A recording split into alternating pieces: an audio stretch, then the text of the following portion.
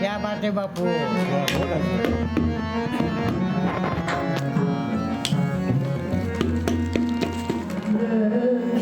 हा छान वा.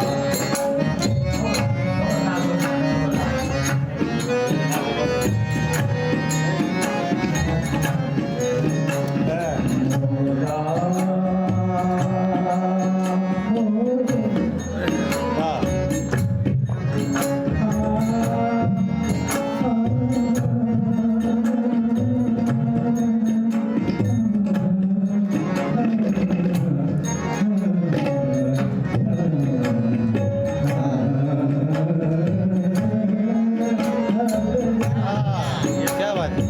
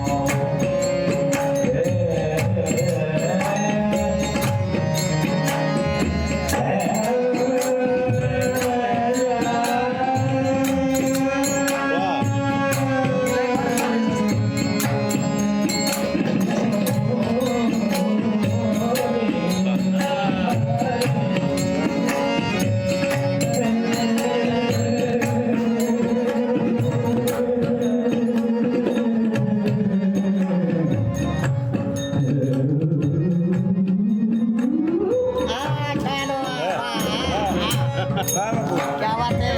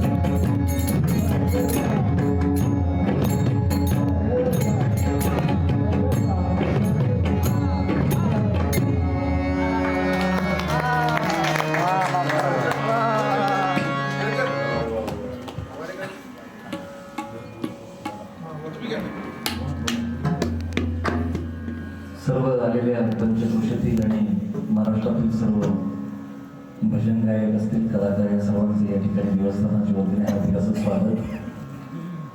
आता ज्यांनी या भजनाची सुरुवात केली, सेवेची सुरुवात केली असे आपल्या शिरूर तालुक्याचं भूषण आणि 65 वर्ष त्यांनी भजनाची अविरत सेवा केली आहे.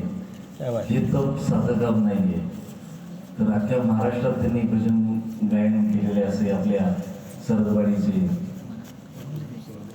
बापूसाहेब सरोद यांना नुकताच एक पुण्यामध्ये एक नाटक पुरस्कार मिळाला गायनाचार्य म्हणून. आणि त्याबद्दल आपले अभिनंदन. अतिशय उत्तम सेवा केली बापूंनी. त्यांची प्रकृती साथ देत नाही तरी ते या ठिकाणी दरवर्षी सेवा करतात आणि दरवर्षी आपल्याला सांगतात आता काय मला नाही वाटत मी पुढच्या वर्षी येईल म्हणून, पण दरवर्षी दिसतंय.